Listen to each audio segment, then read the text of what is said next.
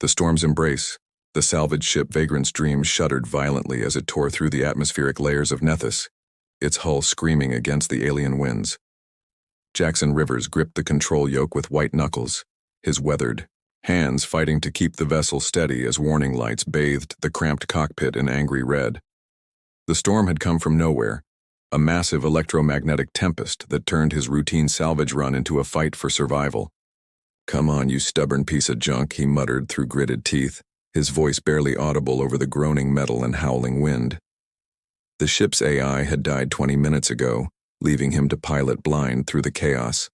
Sparks erupted from the navigation console as another system failed, filling the cabin with the acrid smell of burning circuits. Jackson was no stranger to dangerous situations. 5 years in the Colonial Defense Corps had taught him to stay calm under pressure, and another 3 years running salvage operations in the Outer Rim had only sharpened those instincts. But this was different. Nethys wasn't supposed to have weather like this. The planet had been marked as a low-risk salvage zone, perfect for solo operations like his. The ship bucked again, harder this time, and he felt the artificial gravity fluctuate. Through the viewport, he caught glimpses of an alien landscape rushing up to meet him. Twisted trees with silver bark stretched toward a purple sky, their branches moving in patterns that seemed almost deliberate.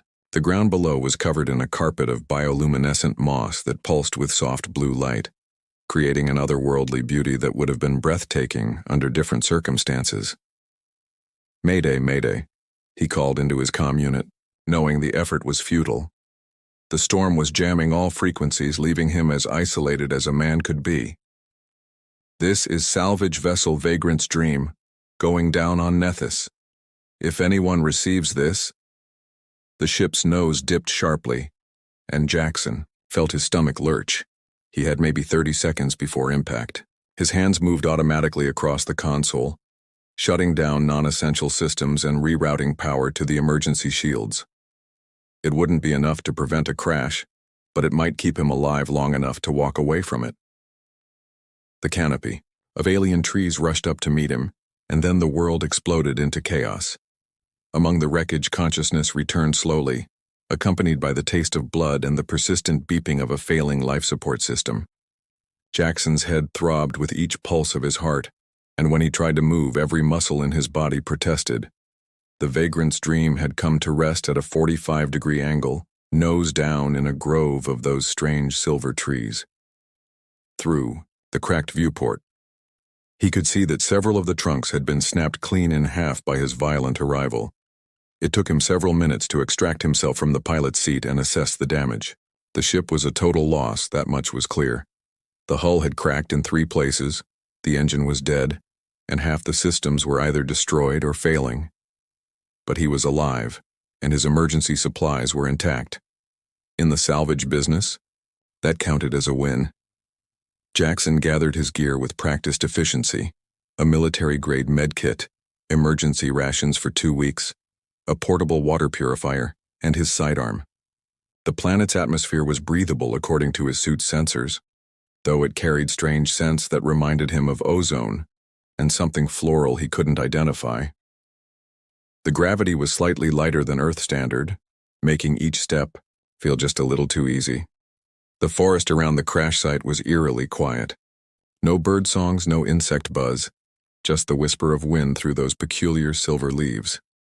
The bioluminescent moss beneath his feet gave off enough light to see by, creating an ethereal glow that made everything look like a dream. Or a nightmare, depending on your perspective. He'd been walking for maybe an hour, following what looked like a game trail deeper into the forest, when he heard the sound. It was barely more than a whisper, a soft whimper that might have been wind if not for its rhythmic breathing quality. Jackson froze, his hand moving instinctively to his weapon. The sound came again, definitely organic, definitely in pain. Against every instinct screaming at him to mind his own business and focus on survival, Jackson followed the sound. It led him to a small clearing where the moss grew thicker, its blue glow more intense, and there, curled against the base of one of the massive silver trees, was something that made his breath catch in his throat. The wounded warrior, she was unlike anything In the colonial databases, yet unmistakably intelligent, unmistakably female. Her body was humanoid but covered in fur that shifted between silver and deep blue, depending on how the bioluminescent light caught it. She was tall, probably close to his own height, with a lean but powerful build that spoke of both grace and strength. Her face was a fascinating blend of human and lupine features with high cheekbones, a slightly elongated jaw, and ears that twitched at his approach. But it was her eyes that stopped him cold. They were a deep violet color, almost purple, and filled with an intelligence that was painfully aware. She was dying, he realized. Dark blood, almost black in the strange light, matted the fur along her side and pooled beneath her. One of her legs was bent at an unnatural angle, and her breathing was shallow, labored. Those violet eyes tracked to him as he approached, and he saw no fear in them. Only a kind of resigned acceptance, as if she had been waiting for death and wasn't surprised to find it wearing a human face. "Easy there," Jackson said softly, the same tone he might use with a wounded animal, though every line of her body suggested she was far more than that. "I'm not going to hurt you." She made a sound that might have been laughter if it wasn't so weak. When she spoke, her voice was like silk wrapped around steel, melodious despite the pain. "Hurt me? Human. I am beyond such concerns now." The fact that she spoke his language, albeit with an accent he couldn't place, should have surprised him more than it did. Instead, he found himself dropping to one knee beside her, his med kit already in his hands. "Not if I have anything to say about it." Her eyes widened slightly, and for the first time he saw something other than resignation there. Surprise, perhaps, maybe even hope. "Why would you help me? You do not know what I am, what I have done." "Don't need to," Jackson replied, prepping a biofoam injector from his kit. "You're hurt, I can help, that's enough." As he worked, she watched him with those remarkable eyes. The biofoam would stop the bleeding and provide some pain relief, but she needed more help than his basic field kit could provide. Her injuries were severe, and he wasn't even sure if human medicine would work on her alien physiology. "What's your name?" he asked, more to keep her conscious than out of curiosity. "Kestra," she whispered. Kestra, Night Whisper of the Silver Moon Pack. She paused, studying his face. "And you? Human who helps strangers?" "Jackson Rivers." He finished applying the biofoam and moved to her broken leg, trying to be as gentle as possible. "And helping strangers is kind of a bad habit of mine." Something changed in her expression then, a decision being made behind those violet eyes. She reached out with one hand, her fingers ending in claws that were definitely not decorative, and touched his wrist. Her grip was surprisingly strong for someone so badly injured. "Jackson Rivers," she said, and the way she pronounced his name made it sound like something important, something significant. "I would ask something of you, something that will change us both forever." There was something in her tone, an urgency, that went beyond her physical pain. Jackson looked up from his work to meet her gaze. "What kind of something?" Instead of answering immediately, she pulled his hand closer, guiding it to rest against her chest, where he could feel the rapid, irregular beat of her heart. "My people. We have a way of ensuring survival when death seems certain, but it requires trust. Complete trust. Kestra." "The bond," she whispered, and her grip on his wrist tightened. "It will save my life, but it will tie us together in ways your kind cannot imagine. You will become part Zolothian, and I will carry part of your essence always. We will be connected mind to mind, soul to soul, until death truly claims us." Jackson stared at her, processing what she was saying. It sounded like science fiction, like something from the adventure vids he'd watched as a kid. But the pain in her eyes was real, and the desperation was genuine. Whatever she was talking about, she believed it completely. "What does that mean exactly?" he asked. "It means," she said, her voice growing weaker, "that you will never be fully human again.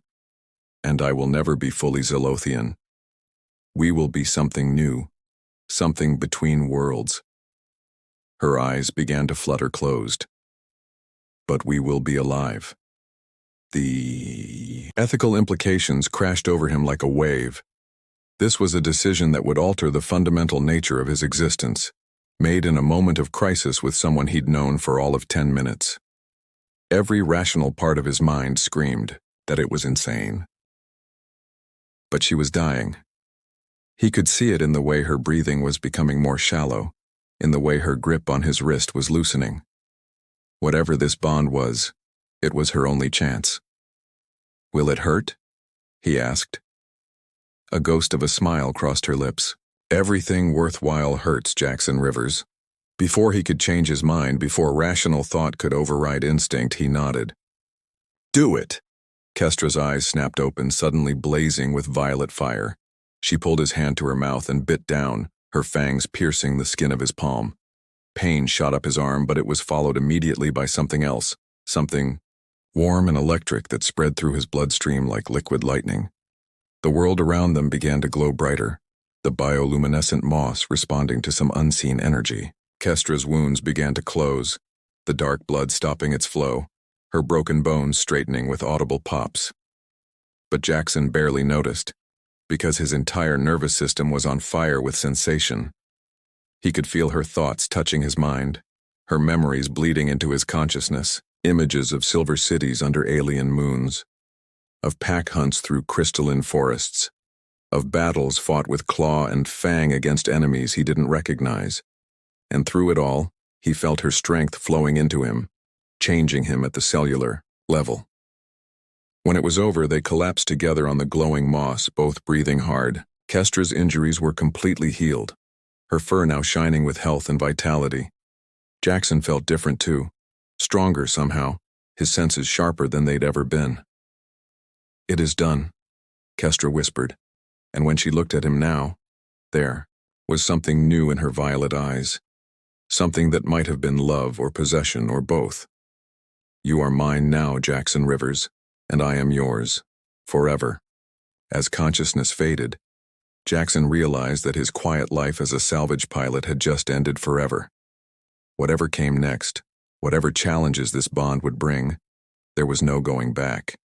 He was no longer entirely human, and the beautiful, dangerous creature beside him was no longer entirely alien. They were something new now, something unprecedented. And as the strange forest settled into silence around them, that thought was both terrifying and strangely comforting. Jackson woke to a world transformed. Every sensation was amplified beyond anything he'd ever experienced. The bioluminescent moss beneath him pulsed with colors he didn't have names for, each shade distinct and meaningful in ways his human brain struggled to process. The air carried scents that told stories, the metallic tang of distant rain, the sweet decay of fallen leaves, and underneath it all, something musky and warm that made his pulse quicken. Kestra. Even with his eyes closed, he could sense her presence like a warm current in his blood. She was awake, watching him, and the knowledge came not from hearing or sight, but from something deeper, something that had been woven into his very essence during their bonding.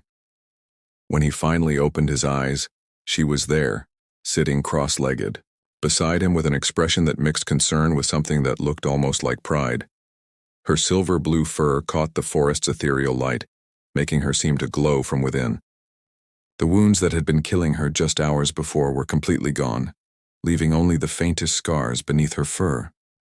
"How do you feel?" she asked, her melodious voice carrying harmonics he'd never noticed before. Or perhaps his hearing had simply never been acute enough to catch them. Jackson sat up slowly, testing his body's responses. Everything felt different, more responsive, more alive. His muscles moved with a fluid grace that was entirely foreign to him, and when he flexed, his fingers, he could swear he saw the ghost of claws extending from beneath his nails. "Strange," he admitted, his own voice sounding deeper, rougher than he remembered. "Like I'm wearing someone else's body." Kestra nodded, understanding flickering in her violet eyes. "The bond changes us both, but humans adapt more dramatically than Zolothians.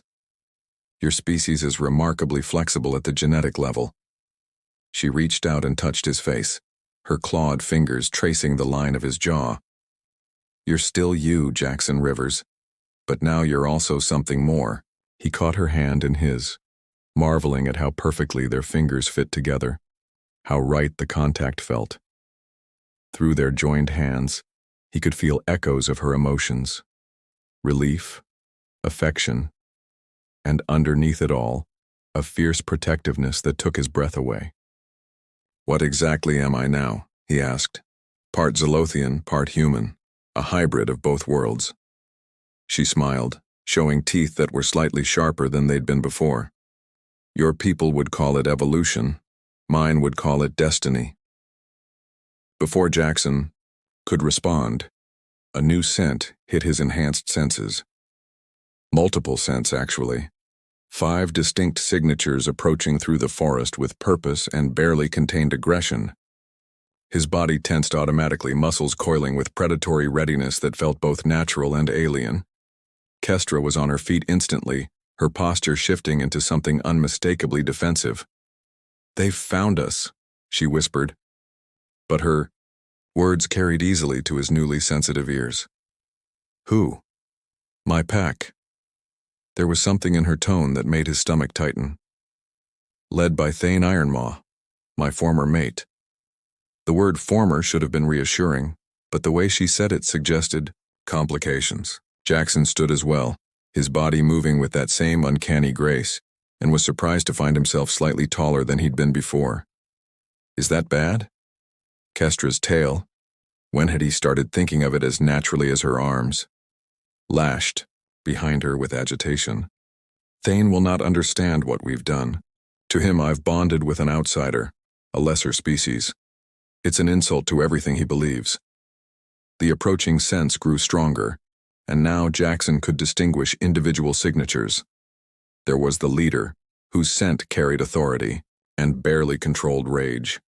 2 younger males, their signatures sharp with excitement and aggression, and 2 females, one whose scent suggested age and wisdom, the other carrying a mix of curiosity and concern. What will he do? Jackson asked, though part of him already knew the answer. Challenge you, Kestra said simply. If you lose, he'll claim me according to the old laws. If you refuse to fight... She didn't finish the sentence, but her emotions leaked through their bond, painting a picture of violence and loss that made his new instincts snarl with protective fury. The pack emerged from the tree line like shadows made flesh. They were all tall and powerful, their forms a perfect blend of human intelligence and lupine predator. But it was their leader who commanded attention. Thane Ironmaw was massive, easily 7 feet tall with midnight black fur marked by silver streaks that spoke of age and experience. His eyes were a burning amber, and when they fixed on Jackson, the human felt the weight of absolute contempt. So, Thane said, his voice a rumbling bass that seemed to vibrate through the forest floor, this is the creature you chose over your own kind. He spoke in what Jackson somehow understood was the Zolothian language, though the words translated themselves in his mind as if he'd always known them. Kestra stepped protectively in front of Jackson, her stance radiating defiance. I chose survival, Thane, and I chose freely. You chose poorly. Thane's gaze never left Jackson, studying him with the intensity of a predator evaluating prey. A human. Weak, short-lived, bound to a world instead of the stars. He smiled, showing fangs that were easily twice the size of Kestra's. Did you think bonding with him would make him worthy of you? The bond doesn't make anyone worthy, Kestra replied, her voice steady despite the tension crackling through the air. It simply is. Like gravity, like the pull of moons on tides. It exists beyond your approval. One of the younger males stepped forward, his posture eager.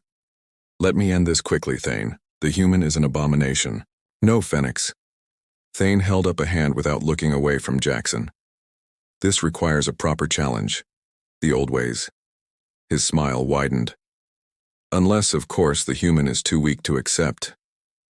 Jackson felt something primal stir in his chest, a response that came from his new Zelothian nature, rather than his human rationality. The sound that emerged from his throat was definitely not human, a low, threatening growl that made even Thane's eyes widen slightly. "I accept," Jackson said, stepping around Kestra despite her attempt to stop him. "What are the terms?" Thane's expression shifted into something that might have been respect, though it was grudging at best. "Single combat, no weapons, to submission or death. If you win, your bond with Kestra is recognized. If you lose..." He shrugged eloquently. "And if I refuse? Then I kill you anyway." And Kestra returns to the pack in shame. Thane's tone made it clear this wasn't a bluff. Through their bond, Jackson felt Kestra's fear. Not for herself, but for him. She'd seen Thane fight before, knew his capabilities, and despite the changes the bonding had wrought in Jackson, she wasn't certain it would be enough. But Jackson was discovering that his new nature came with instincts he'd never possessed as a purely human being. Chief among them was an absolute refusal to back down from a threat to his mate. The possessive term should have bothered him, but it felt as natural as breathing. "When?" he asked. "Now." The challenge. The pack formed a circle in the clearing, their bioluminescent markings, which Jackson could now see clearly, glowing brighter with excitement. Even the forest seemed to respond to the tension, the moss beneath their feet, pulsing with increased intensity. Thane began stripping away his simple leather vest and bracers, revealing a torso that was a masterwork of muscle and old scars. Each mark told a story of battles won, challenges met, survival against impossible odds. He moved with the confidence of someone who had never lost a fight that mattered. Jackson removed his own shirt, acutely aware of how soft and unmarked his human skin looked in comparison. But as he moved, he noticed the changes the bond had wrought more clearly. His shoulders were broader, his arms more defined, and when he flexed, he could see the faint outline of claws beneath his fingernails. "You're faster than you were," Kestra whispered urgently, moving close to his side. "Stronger too. But Thane has experience and size. Don't try to match his strength. Use your speed, your human adaptability." Jackson nodded, but his attention was focused inward, on the strange new instincts that were awakening as the fight approached. There was something else there, something beyond mere physical enhancement, a connection to Kestra that went deeper than shared thoughts or emotions. Thane stepped into the center of the circle, his movements fluid and predatory. "Last chance, human. Walk away and I'll make your death quick." Instead of answering, Jackson stepped forward as well. The moment his feet touched the center of the circle, he felt the change complete itself. Whatever barriers had remained between his human and Zelothian natures dissolved, and for the first time since the bonding he felt truly whole. Thane attacked without warning, a blur of black fur and silver claws that should have ended the fight in seconds. But Jackson was no longer thinking with his human mind. He moved with liquid grace, dodging the swipe by millimeters and countering with a strike of his own that raked across Thane's ribs. The pack leader stumbled, surprise flickering across his features as he looked down at the 4 parallel cuts bleeding through his fur. "Impossible," he growled. But Jackson was already moving again, his enhanced senses tracking every micro-movement of Thane's body. The older Zelothian was stronger, more experienced, but he was also predictable. He fought like someone who had always won through brute force and intimidation. Jackson fought like someone who had learned to survive through adaptation and cunning. The battle raged across the clearing, 2 predators testing each other's limits.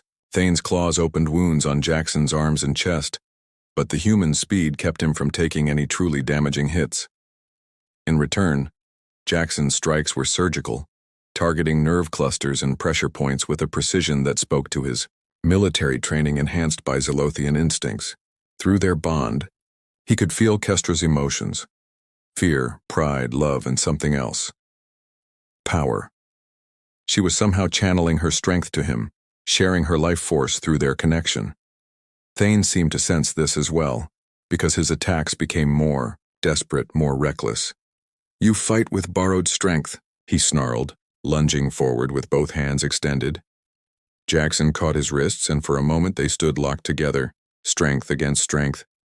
Thane was larger, his muscles more developed, but Jackson had something the pack leader lacked: absolute certainty. This wasn't just about proving himself worthy of Kestra. This was about protecting something precious, something that had become more important than his own life. With a roar that was part human determination and part Zolothian fury, Jackson twisted and threw Thane over his shoulder. The pack leader hit the ground hard, rolling to absorb the impact. But when he came up, there was something different in his amber eyes. Respect. Enough, Thane said, raising one hand in surrender. The human fights with the heart of a true Zolothian. He stood slowly, his gaze moving from Jackson to Kestra and back again. Your bond is unusual, but it is real. The tension in the clearing shifted, aggression giving way to something that might have been acceptance. The other pack members relaxed their defensive postures, though Jackson could sense their continued wariness. Does this mean? Jackson began. It means you've earned the right to keep what you've claimed, Thane interrupted. But it doesn't mean you're welcome among us. You're something new, something that doesn't fit our laws or customs.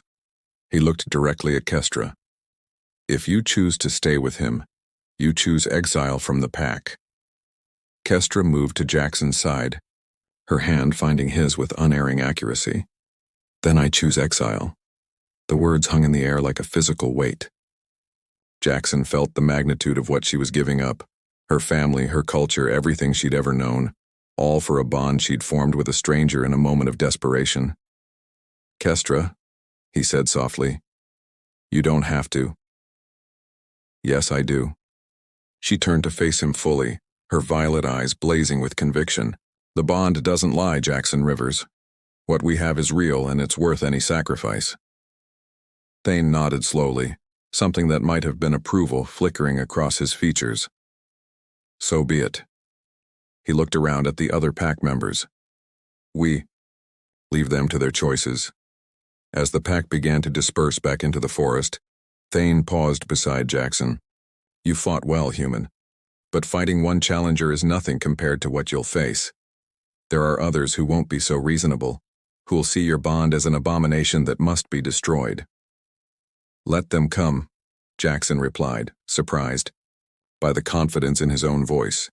Thane's smile was sharp and predatory. Spoken like a true Zolothian. He clapped Jackson on the shoulder with enough force to stagger a normal human. Protect her well, hybrid. She's given up more for you than you know. And then they were gone, melting back into the forest as silently as they'd appeared.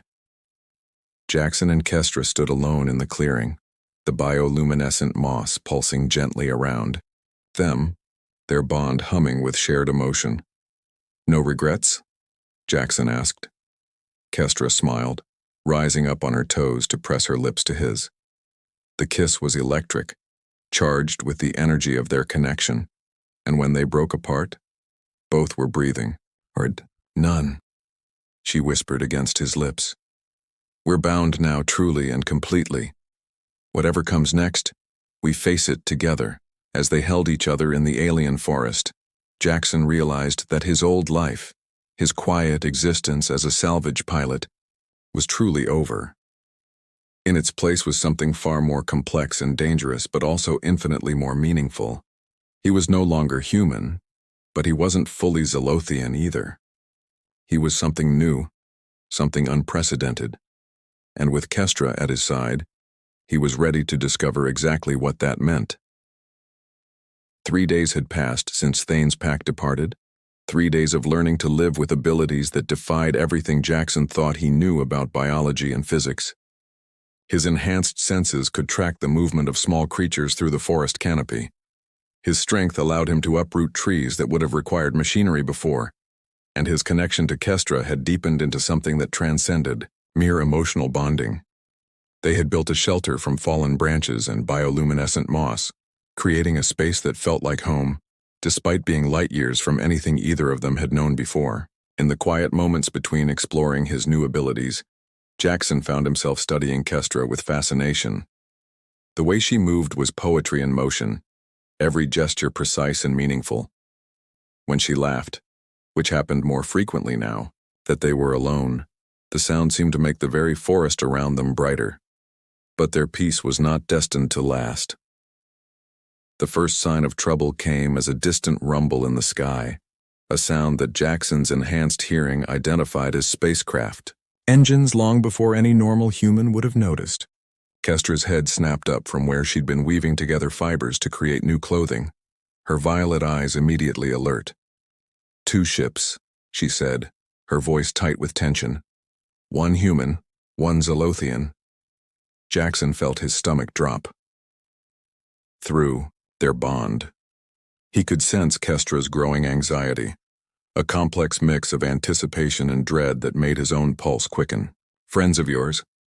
"The Zolothian ship carries the scent of Elder Vesper Moonheart," Kestra replied, rising gracefully to her feet. "She is formidable. If she's come personally, it means the High Council has taken notice of our bonding. And that's bad because..." Kestra's tail lashed behind her, a gesture he'd learned indicated deep concern. "Because Elder Vesper has the authority to declare our bond invalid. If she rules against us, every Zolothian in the galaxy will be honor-bound to separate us by force if necessary." The human ship was descending now, its familiar engine signature making Jackson's enhanced hearing twitch with recognition. He knew that sound, had heard it countless times during his military service. It was a Colonial Defense Corps fast attack ship, the kind used for rapid insertion and extraction missions. "The human ship," he said slowly, dread building in his chest. "I think I know who that is." Both vessels set down in a clearing roughly half a mile from their shelter, their landing patterns coordinated in a way that suggested prior communication between the crews. Jackson and Kestra made their way through the silver-barked trees, moving with the silent grace that their bond had given them both. The human ship had disgorged a small squad of Marines, their familiar blue and gray uniforms bringing back memories of Jackson's own service. But it was the figure standing at their head that made his blood run cold. Captain Roth Sterling, his former commanding officer, stood with his arms crossed and an expression of grim determination on his weathered face. The Zolothian vessel was smaller but more elegant, its hull covered in the same bioluminescent patterns that marked the aliens themselves. From its opening emerged a figure that commanded instant respect. Elder Vesper Moonheart was ancient by any standard, her silver fur marked with the complex patterns that indicated centuries of wisdom and experience. She moved with a dignity that spoke of absolute authority, and when her golden eyes fixed on Jackson and Kestra, he felt the weight of judgment settling over them both. "Jackson Rivers," Captain Sterling called out, his voice carrying the same military authority that had once shaped Jackson's life. "Stand down and step away from the alien. You're coming home." Elder Vesper said nothing, but her presence was equally commanding. She studied the bonded pair with an intensity that made Jackson feel as if she were looking directly into his soul. "Captain," Jackson replied, surprised by how steady his own voice sounded. "Good to see you too." Sterling's expression softened slightly, but his stance remained rigid. "Son, I don't know what that thing did to you, but we can fix it. Colonial Medical has been working on treatments for alien contamination. You don't have to live like this." "Contamination?" The word came out as a growl, and Jackson realized his Zolothian nature was responding to the perceived insult to his mate. "Is that what you think this is?" "I think," Sterling said carefully, "that you've been compromised by an alien influence. Your distress beacon led us here, Jax. We came to rescue you." Elder Vesper finally spoke, her voice carrying harmonics that seemed to resonate through the forest itself. "And I have come to determine whether this alleged bonding violates the ancient laws of my people." Her golden gaze fixed on Kestra. "Child, you have claimed a bond with an outsider, a member of a species not recognized by the Council. Explain yourself." Kestra stepped forward, her posture respectful but not submissive. "Elder Vesper, I was dying. The bond was not a choice, made lightly, but a necessity for survival. In that moment of need, Jackson Rivers proved himself worthy through his willingness to sacrifice for another.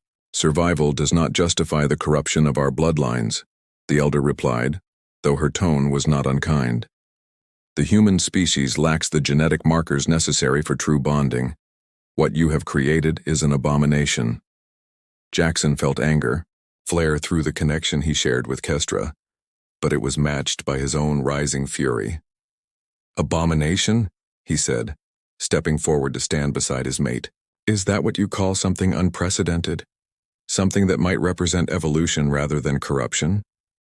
Both Sterling and the elder looked at him with surprise, though for different reasons.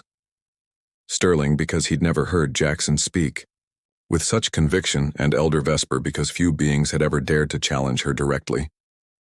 You speak boldly for a contaminated human, she said, and there was something that might have been amusement in her ancient eyes. I speak as someone who has experienced something neither of your species has ever achieved, Jackson replied. True joining between different forms of intelligent life.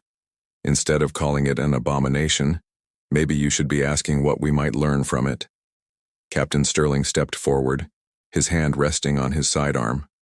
Jax, that's enough. You're not thinking clearly. Whatever they've done to you, it's affecting your judgment.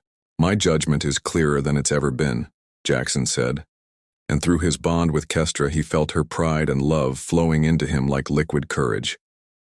For the first time in my life, I know exactly who I am and what I'm fighting for. The raw test of truth, Elder.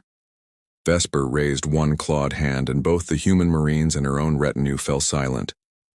There is a way to determine the truth of this bond, she said, her voice carrying the weight of ancient tradition. A test that will reveal whether what you share is genuine love or merely biological compulsion. What kind of test? Kestra asked, though Jackson could feel her apprehension through their connection. The severing, Elder Vesper replied, and the way she said it made the forest itself seem to grow quieter. I will temporarily break the bond between you. If what you share is real love, transcending the merely physical, you will choose to rebond freely. If it is merely alien contamination, as the humans believe, or simple biological imperative, as some of my people claim, then you will be content to remain separate. Jackson's heart raced. The idea of losing his connection to Kestra, even temporarily, felt like contemplating the amputation of a limb, but he could see the wisdom in the test, and more importantly, he could feel Kestra's determination through their bond. She was willing to risk everything to prove their love was real.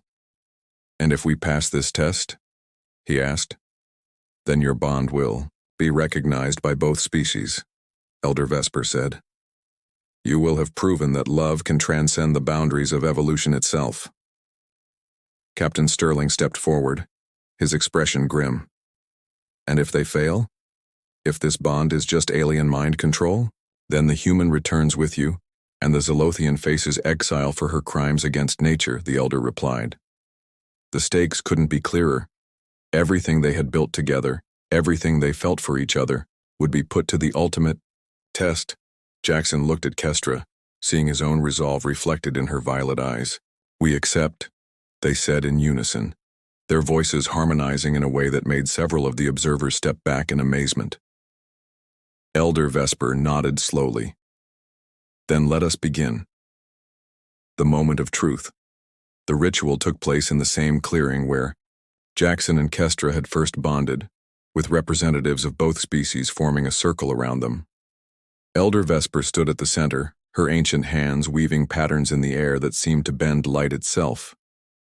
The severing will last for one full day, she explained, her voice taking on a ritual cadence. During that time you will experience life as you were before your bonding. No shared thoughts, no enhanced connection, no supernatural awareness of each other's presence. You will be as separate as any two individuals can be. Jackson reached out and took Kestra's hand, feeling the familiar electric tingle of their connection. Ready? He asked. Always, she replied, squeezing his fingers. Elder Vesper began to chant in the ancient Zolothian language, her words carrying power that made the air itself seem to thicken. The bioluminescent moss beneath their feet pulsed in rhythm with her voice. and Jackson felt something fundamental begin to shift inside his chest. The separation was like having part of his soul torn away. One moment he could feel Kestra's presence like a warm sun in his mind, and the next there was only emptiness. His enhanced senses dulled, his supernatural strength faded, and for the first time in days, he felt completely, utterly alone. Kestra gasped beside him, her own transformation equally dramatic. The confident, predatory grace that had marked her movements since their bonding was gone, replaced by the careful movements of someone adjusting to suddenly diminished abilities. "It is done," Elder Vesper announced. 24 hours from now, you will be given the choice to rebond or remain separate. Use this time wisely. The assembled observers dispersed, leaving Jackson and Kestra alone in the clearing. Without their supernatural connection, they had to rely on words and gestures to communicate, just like any normal couple. "How do you feel?" Jackson asked, his voice sounding strange and flat without the harmonic undertones their bond had given it. "Empty," Kestra admitted, her violet eyes filled with an ache that mirrored his own. "Like part of me has been locked away where I can't reach it." They spent the day relearning how to be together without their mystical connection. It should have been awkward, difficult, proof that their bond had been nothing more than alien biology, overriding human free will. Instead, Jackson found himself falling in love with Kestra all over again, but this time, purely as himself. Without their supernatural connection, he had to rely on observation to understand her moods.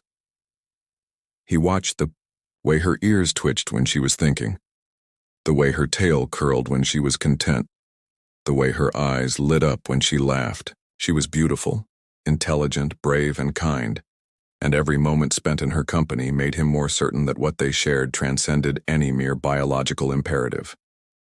For her part, Kestra seemed equally enchanted with discovering Jackson's purely human qualities. She marveled at his resourcefulness, his determination, the gentle way he treated even the smallest forest creatures. Without their bond to smooth the way, they had to work to understand each other, and that effort only made their connection stronger. As the day wore on, Captain Sterling made several attempts to convince Jackson to return with him. "This is your chance, son," he said during one particularly intense conversation. "You're free of whatever influence that alien had on you. You can come home, get back to your real life." "This is my real life," Jackson replied, gesturing to where Kestra sat weaving another length of fiber rope. "She's not some alien influence, Cap. She's the woman I love." Sterling's expression softened with something that might have been pity. "Jax, you barely know her. It's been less than a week since you met."